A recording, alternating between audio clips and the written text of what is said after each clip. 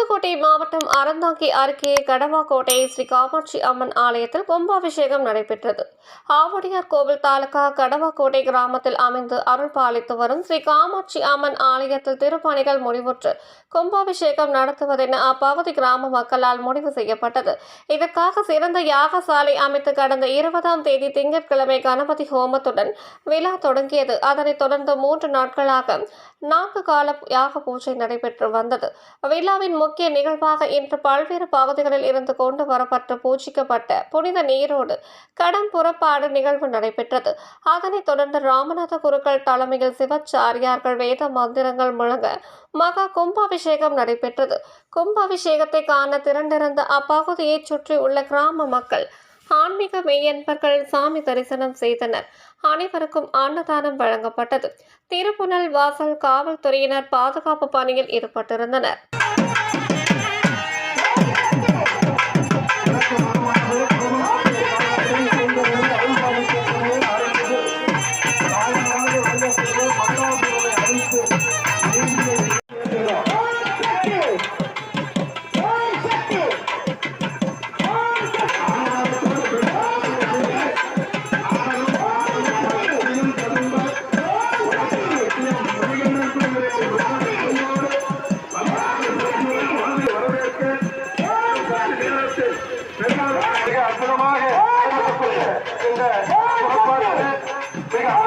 ஜனங்களுக்கு அர்ச்சிக்கப்பட்டு ஆராதனை செய்யப்பட்டு சூரக்காய் உடைக்கக்கூடிய நிகழ்வு போட்டி நடைபெறவிருக்கிறது.